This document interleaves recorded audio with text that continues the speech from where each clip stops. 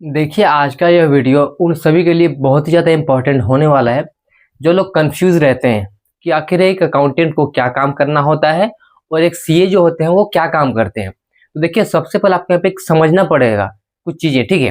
जो कि बहुत ज़्यादा ज़रूरी है।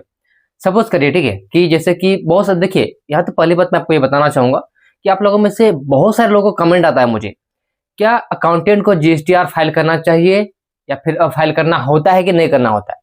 तो देखिए, यहाँ पर मैं खुद का बताऊँ, मैं पिछले 4 साल से एज़ एन अकाउंटेंट जॉब कर रहा हूँ और मुझे यहाँ पर जीएसटीआर को फाइल नहीं करना पड़ता है। तो आप लोग अब सोच रहे होंगे यहाँ पे कि आखिर जीएसटीआर को फाइल कौन करता है? तो देखिए, यहाँ पे हमारे कंपनी में एक जो है सीए है, ठीक है? जो क्या करते हैं, जितने भी जीएसटीआर हो गए, टीडीएस जो रिटर्न फाइलिंग हो गया, तो वो सब सारा काम वो हैंडल करते हैं। तो देखिए, बेसिकली अगर हम बात करें यहाँ पे, तो जो भी कंपनी होते हैं ना, ज्यादातर कंपनी में क्या होता है, मैं छोटी छोटी कंपनी की बात नहीं कर रहा हूँ, जो बड़े बड़े कंपनी होता है जिसका टर्नओवर करोड़ों में होता है, तो वहां पर क्या होता है कि जो सीए होते हैं वही जीएसटीआर फाइल करते हैं, टीडीएस रिटर्न फाइल करते हैं। क्योंकि देखिए, उन लोग को प्रॉपर नॉलेज होता है उसके बारे में।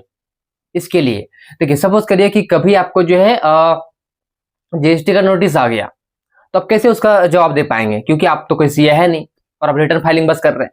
देखिए, कहीं ना कहीं आपको एक किसी भी कंपनी में एक सीए का जरूरत होता ही है, क्योंकि उसमें बहुत सारे कॉम्प्लिकेशन होते हैं, बहुत सारे प्रॉब्लम्स हो जाते हैं कभी कभी।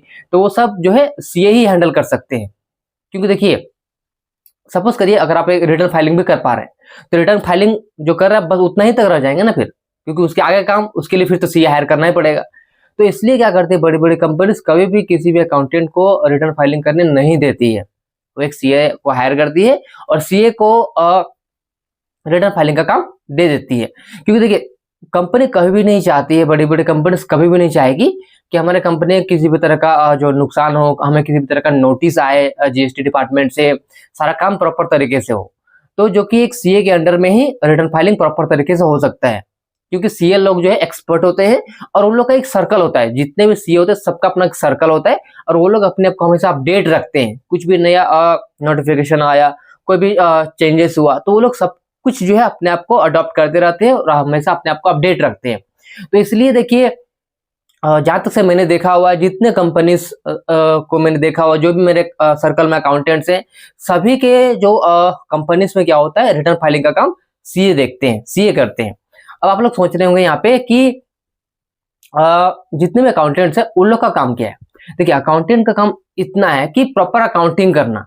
बिजनेस में जितने भी ट्रांजेक्शन हुए, जैसे कि कोई परचेज हुआ, सेल हुआ, पेमेंट हुआ, रिसिप्ट हुआ, credit note, debit note, journal entry पास करना हो गया, इस तरीके से जितने भी प्रॉपर अकाउंटिंग होता है ना, वो सब अकाउंटिंग करने का काम एक अकाउंटेंट का होता है। बस इतना आप समझ लीजिए। लेकिन हाँ, यहाँ अगर मैं बात करूं, तो अकाउंटिंग जो है ना, अकाउंटेंट बोले, अकाउंटिंग जो करना होता है ना, बहुत बड़ा एक होता है, बहुत बड़ा एक चैप्टर हो सकता है, बोल सकते हैं आप लोग, क्योंकि इसमें बहुत कुछ आपको काम करना होता है अकाउंटिंग में, ठीक है? तो इसलिए देखिए, क्या मैं हमेशा आप लोगों को बोलता हूँ कि सबसे पहले आप एक प्रॉपर अकाउंटिंग सीखिए, एक प्रॉपर अकाउंटेंट बनिए। क्योंकि देखिए, अकाउंटेंट बनना कोई आसान काम नहीं है, इससे आपको बहुत कुछ सीखना पड़ेगा। प्रॉपर रिपोर्ट्स को बनाना, एक्सेल शीट में कैसे काम करते हैं, टैली को प्रॉपर तरीके से सीखिए।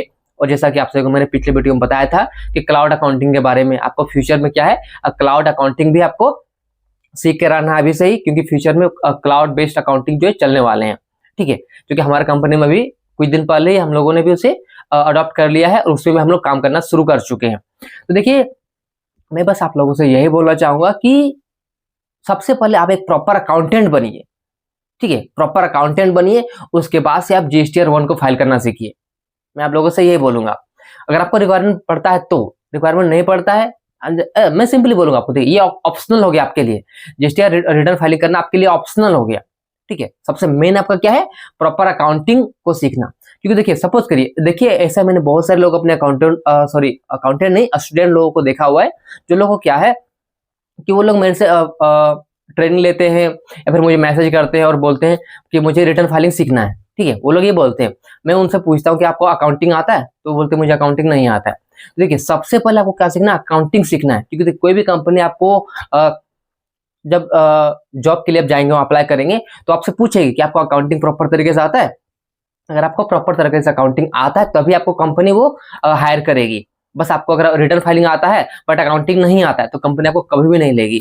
इस बात को ध्यान रखिएगा, क्योंकि देखिए कंपनी भी देखती है कि बंदे का जो है प्रॉपर अकाउंटिंग नॉलेज कैसा है, क्योंकि जो सीए भी होते हैं ना, सीए का भी क्या होता है, अकाउंटिंग का कॉन्सेप्ट, अकाउंटिंग का नॉलेज प्रॉपर तरीके से होता है।